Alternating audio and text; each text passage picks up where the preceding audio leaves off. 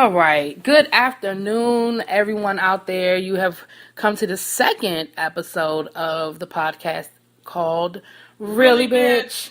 Now, our group is light this week, but we're going to keep it moving. We're going to go ahead and discuss. We have a few topics, got some beefs, have some tours, got a couple of things we're going to talk about. Man, a couple of subjects we're going to table until we get our group, because we want to finish up what we started. So Donald Sterling, you get a pass this week. We're gonna come back to you though, bitch.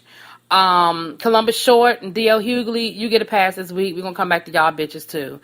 But today we're gonna start off. I have Mink with me. So how you doing today, Mink? Let me go there. Hi everyone. Hi Classic. I'm doing well. You had a good week. Yes, I did. You and your husband were pouring concrete, I hear. Yes, Mink is our home improvement, our DYTV. Her and her husband build houses on the weekends for fun, and they were pouring concrete yesterday.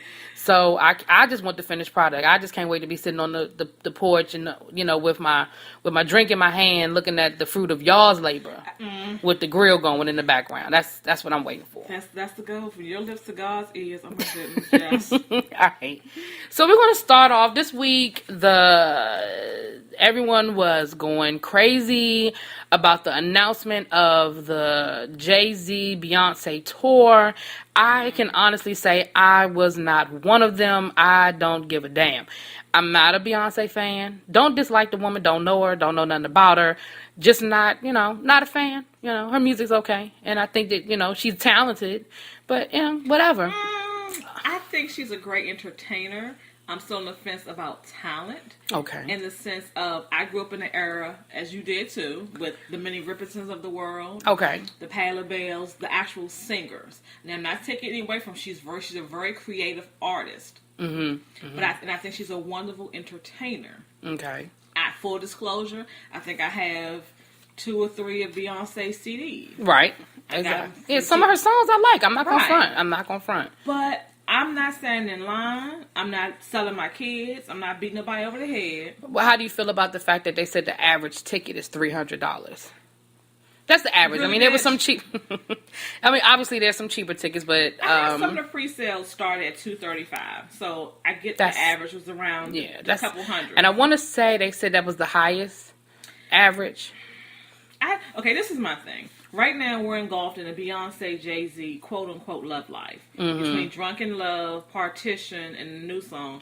And I don't know any of them songs. The first time I heard Drunken Love was at your house, and they made me listen to it because they were trying to make me like it. So I know Drunken Love only because I was made to listen to it, but I don't even know a Partition. What the hell is that? That's a song? Yes, it's I'm not going to attempt to try to sing it, but it's a song kind of just about her and her husband in the back on their way to a party. He likes the way she looks, so he stops for her clothes and has sex in the back. And she wants the driver to put up the top. Driver, put up the partition, please. Don't want to see Beyonce on her knees. Oh, yes. So, what? Yes. I'm not mad at her. She is working. She's doing what she does best. Be an artist, be an entertainer. Mm-hmm. I get that. I'm not mad at her for charging or being part of a concert. Yeah, I mean, people gonna pay, supply and demand. People, but I won't be in that line. No. And I can hear her for free on the radio because the songs come on every 5 minutes. Really, they do. So on the flip side, I'm more of a Jay-Z fan than a Beyonce, if I were to say, but I'm still not paying $300 to see him. And the thing is this, I guess, okay, and this is where I guess I'm about to judge for a minute. I'm about to judge, so let me bring out the judging table. You just came off of your Miss Carter tour, right? You just came off your world tour, your Miss Carter tour. Mm-hmm. You took a little bit of a break, but you just came off of this tour that probably has been going on for almost a year. Right. And then Jay-Z had his Magna Carta tour last summer. Oh, that's right, okay. Right. And I feel, and this is, I don't know these people from a hole in the wall, but can you stay home and spend some time with your baby? With Blue. Can you stay? I mean, and clearly Blue passport probably got more stamps than I will ever have. So I know Blue is with them. I'm not saying that they don't take care of their kids and their child. I'm not saying that. All I'm saying is, can you stay home and can Blue just sit in one city for 2 months, 3 months, 4 months? Can she do that? This is my thing. But going back to your point, both of them just coming off tour. and now I'm going to pay extra to see them together. You know, I just feel as though this is I look at it this way. What are they going to do different together than they did apart? Because do they have really that many songs? They do. No, they do. They do. If you even going all the way back to Dangerous in Love, which I think is you had Bonnie and Clyde, Dangerous in Love. I think on every album, is it $300 worth of the two of them together? If you're a fan, maybe. Okay. Because on his album, I know on his oh damn, what album is it? The one Kingdom Come, when he came out of retirement, quote unquote retirement. It's about 5 songs on there with the two of them. Because I'm like, damn. Every listen to I'm like, damn. The last Jay-Z song I've actually enjoyed. 2 Jay-Z songs. Hard Knock Life will still crank it if it come on. And with the one, okay, maybe 3. Can I get a what? Can I get a, okay, all right. Keep clean. Yeah. Hard Knock Life. Uh-huh. And the one where, I don't know the name of the song, but in the video he's on a boat with a white Big Pimpin'. Big Pimpin'. That's UK, right. But underground, right. Like I said, even on Holy Grail is my shit. That comes on and I will crank it. But again, I will crank it in my living room because I'm good. I don't need the... And that's not... because let's be clear, people, for people who don't know, we just spent money on New Edition, okay? We are amped for the New Edition concert. So that maybe it's an age thing. Yeah. Because we lost our mind about New Edition and we were contemplating up to $250 for our New Edition tickets. But $250 included backstage New Edition. That's true. That did include some pictures and stuff, and some autographs. That's backstage. true. I got to rub on Ricky. I got to see all the New Edition. Not me sitting in the back with my binoculars trying to see Jay-Z and Beyonce. Right. So it's not, and maybe it's an age thing. Maybe we just don't get it because it's just not our age group. Right. Again, I'm not a fan. I don't take nothing from that woman, but. Again, yes, we appreciate her as an artist, as an entertainer, as her in her field, and she's doing wonders. She is setting a stride that many black artists and or female artists. Yeah, because she set a lot of records. She has set a lot of records. And let us go. Kudos to Miss Beyonce knows Carter. Mm-hmm. But my dollars won't be in that pocket. Now, let me tell you who I will spend a current artist, because again, New Edition, whatever. Right, a current artist that I would spend $300 for right now, if I choose to, that Rihanna bitch. I love me some Riri. Do you hear me when I tell you I love that bitch? Can I say there are no current artists? Love Rihanna. I love her. I'm old school. I'm old school with my music. Dougie Fresh. Dougie Fresh. Oh, he will come up missing. Dougie will come up missing. Don't knock on my door. Don't bother me. Okay. Now, I ain't gonna lie. I saw Rakim a couple of weeks ago at the Howard Theater. How was it? I almost got arrested. First of all, I'm old. I remember every damn word to every damn song. Okay. Right. Second of all, I was in front with my hands up in the air, like, touch me. Touch me. Wave like you just don't care. Just touch me, Rakim. At the end of the show, he shook my hand, and I thought I was going to fucking fall out. So, you're right. Rakim can get it. He would come up missing. Well, this is what, honestly, now, to take it back to the Beyonce, this is what has left a sour taste in my mouth with Beyonce being how talented artist is. How many times is she going to come out and take credit for a song that she wrote? That she did really right. For us to later find out that she didn't. Yeah, I think. Expecting people to kind of bow out and say, okay, Beyonce, you can have it for the sense that you're Beyonce. The world doesn't necessarily work that way. Even though we would like it to, even though she's probably reached a plateau where she thinks it should. Right. You still, the same way when she was an up-and-coming artist and wanted credit for her work, she's where she's at because she fought for what she did. Right. So why are you going to turn around once you reach your plateau to come back and try to take that from other artists? Right. And I didn't want to go there because I have my reasons for disliking Beyonce are those types of reasons. When you start getting into her being overrated or her getting credit for stuff she didn't do, that kind of stuff. But again, I don't want to, I don't want to get into all that. But that's really what it is. It's not about whether I, like any of her musical things she can sing. It's just some other stuff that, not so crazy about. Yeah, she can keep going about she's going. We can admire her work from afar. Right. But as far as us paying $200 to go Right. So let's transition. We're gonna transition we're gonna stay on music. I'm gonna switch it up on you a little bit, Mink. We're gonna stay on music and we're gonna talk about one of Mink's favorite artists now. If this man was still alive to tell the story, Mink will be selling her kidney to get to this show. So he was a talented artist and an entertainer. Okay. So Michael Jackson has a new album coming out. Michael Jackson. See, she is gone into another world just sitting here. I don't want to get too graphic, but I'm saying I might need to leave her alone for a few minutes and let her... I don't know. Okay, this is my thing. I feel a certain kind of way that Michael Jackson, quote unquote, has released a new album. Mm-hmm. And my thought is this. He's been dead 5 years. Coming up on the 5th year. Mm-hmm. And they're saying, I heard recently that the music on this CD is from songs that he wrote in the late 80s and early 90s. Right. Now, most of us, even if you weren't a fan of Michael Jackson, knew, I'm not going to say because I didn't know him personally. Right. But the image that he portrayed of being almost a perfectionist. Right. If he did not release these songs 20 years ago when he was alive, I think it's somewhat disrespectful to come out and release them for the sake of releasing them, to have a Michael Jackson. Because when he did, what was the movie that he was filming when he died?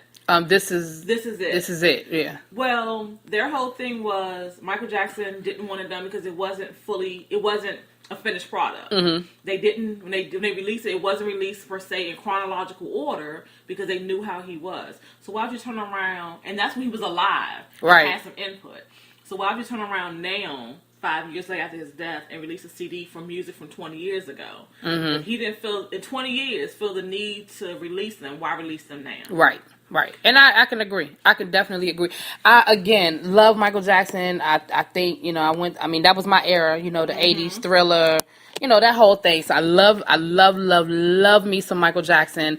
And I totally, I get the business side of it. It's money. It's a hustle. It's like, hey, they have this music, and I feel the same way. There's a reason why it wasn't released, and we know he was a perfectionist. And to us, it may sound fine. We may not feel like there's anything wrong with the music, and like, oh man, we're so glad we have some Michael Jackson music. But to him, it wasn't something he wanted us to hear. I remember a couple of weeks ago, Prince was on Arsenio Hall, and Arsenio Hall asked him about music that hasn't been released and that kind of thing, and he asked him, he said, how much music do you have that just hasn't been released? And Prince was like, wow, thousands.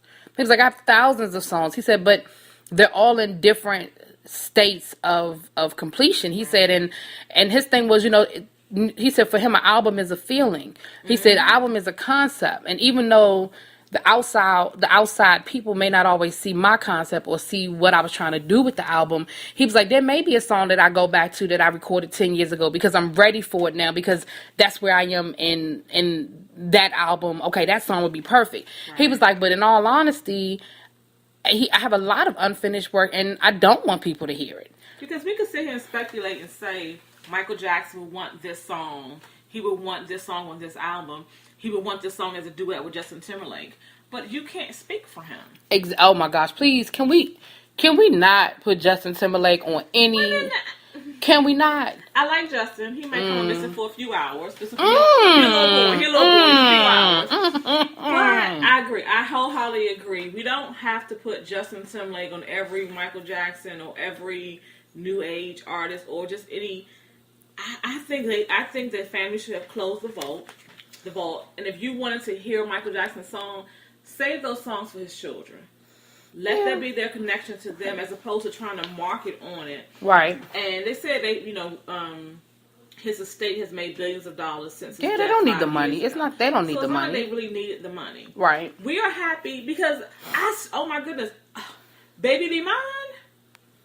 I will pull over in traffic and dance because that song came on. I really don't need anything new. The Girl Is Mine, volume up every time it comes on. So Michael Jackson is that talented artist who makes songs that will forever be timeless. What's your favorite Michael Jackson song? I don't even have one. I honestly don't. I can't. My favorite Michael Jackson song is a song that most people don't even know exists, because it's one of, you have to have the album. Stranger in Moscow. That is my... I actually have to hear I ain't lying. That's my shit. I think it's on the Dangerous album. I think it's on the Dangerous album. I think it's either on the Dangerous album or it's on the album they did like his hits, like all of his greatest, like History. History. It's either on History or it's on Dangerous. History Part 1 or 2. See, you all technical. I don't know one of them histories. But I'm not even sure. But you can YouTube the damn video. But I just because it's not a fast song. It's not a dance track.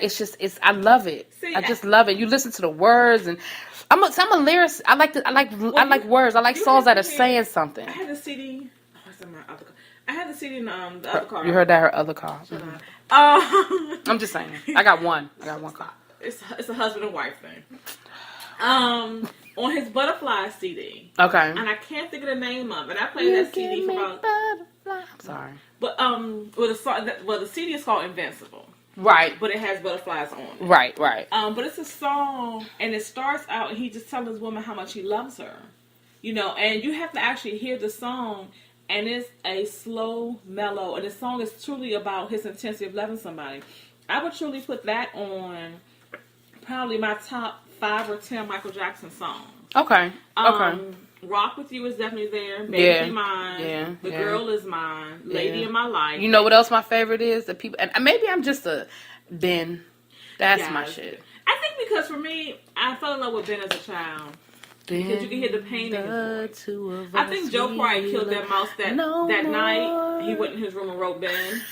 Because you can almost hear the pain in his voice. Like Ben had just died. Remember the cartoon and they had the animals in the damn Yes. I'm sorry, we way off topic. I'm sorry. But it speaks of just the death of Michael Jackson and why I don't think this CD should have been released. Because it doesn't have... And when I heard... Don't get me wrong. I was in the car. I'm sorry. I'm just remembering all them fucking animals. I'm sorry. Go ahead. Go ahead. I was in the car with the tall one when the Michael Jackson song came on. Okay, so let me pause. Lena refers to her children as the tall one and the short one. So go ahead. And she's not doing that just for the podcast. That's how she talks. That's yes. The tall one is my oldest. And the tall one and I were in the car together. And I heard a song. Heard the new Michael Jackson song. And I said to her, oh, that's old school Mike.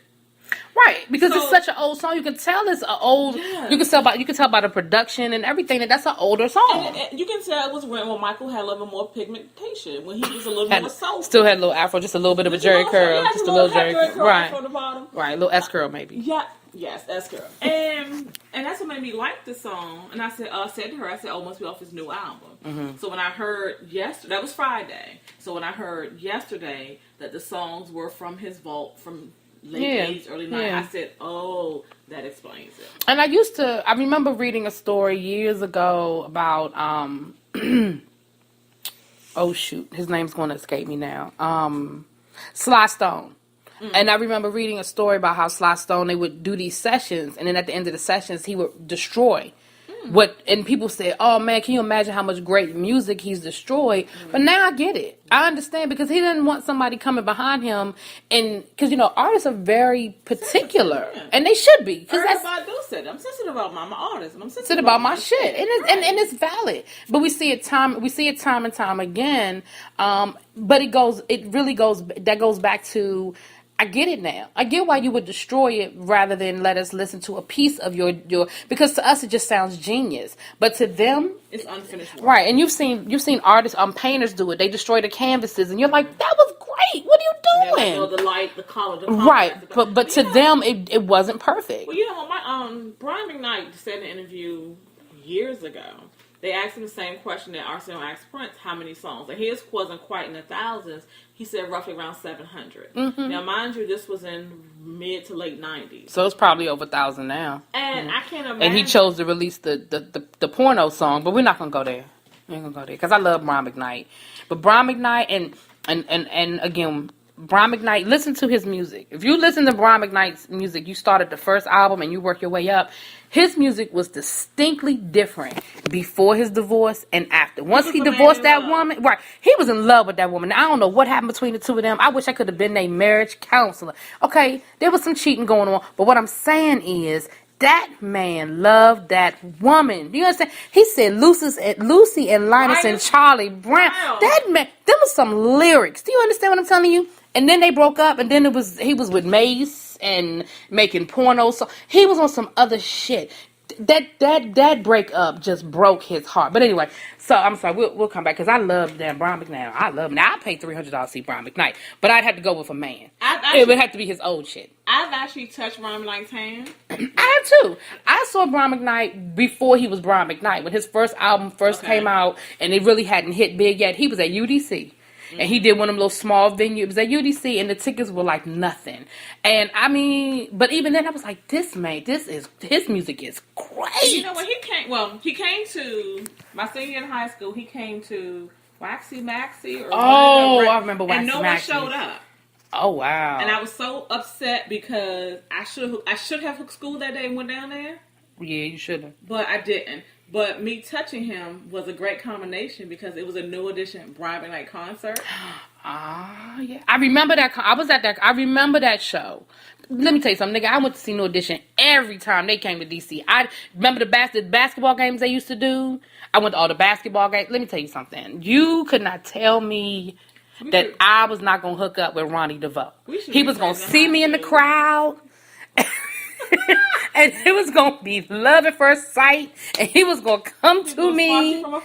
That's exactly. So I said, every time it didn't happen, I said he just didn't see me this time. Right. So I gotta go back again. Yeah, I gotta go again because I was every time those motherfuckers came to town, I was there. I just knew Ricky Bell was gonna see me from 400 rows away at the Capitol Center for the Any Heartbreak Tour 2, back in 1989. He was gonna see me, and Ricky was gonna stop the concert. And I was gonna float down. See, that's what I'm saying. They don't know. They don't know. Whew. All right. So this week we had a couple of beefs, men beefing. So the men this week were acting like some bitches. Like I said, we'll come back to the DL Hughley thing. If you don't know what I'm talking about, Google it and then be ready to listen next week. But I'm a social media person. You know, I don't do it all, but you know, Facebook, Instagram, Twitter, I'm there all day.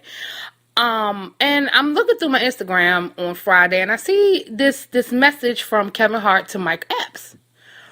Somewhere along the line, Mike Epps made a comment on a radio show that Kevin Hart is overrated and Kevin Hart, wouldn't be who he was without social media, and he sold out to Hollywood, you know, all this stuff that people say. Now, this morning, and we're going to come back to, then they proceeded to have a Twitter beef, where I've saved all of them, where they went back and forth with each other, with the Twitter thing with each other. So I'm going to read this quote this morning that Kevin Hart put on there this morning, on his Instagram this morning, then we're going to come back to the actual beef. So it says, I get out of my craft what I put into it. You would think that people would admire your drive instead of hating it. Jealousy is a disease. All I can do is laugh. We all have the same 24 hours in a day. What you choose to do with yours, 24 hours has no effect on what I choose to do with mine. With that being said, the only way to deal with haters or jealousy is to give them more stuff to hate and be jealous of. Now, I think that pretty much sums all this shit up. Yep. I'm going to say this. And this is what sort of irritates me or pisses me off about people per se. And this is not just in the celebrity world. This is in all walks of life. We don't have to sacrifice one for the other. You can be a great comedian in what you do. And it doesn't have to in any way, shape, or form mean anything to the next comedian in what they do.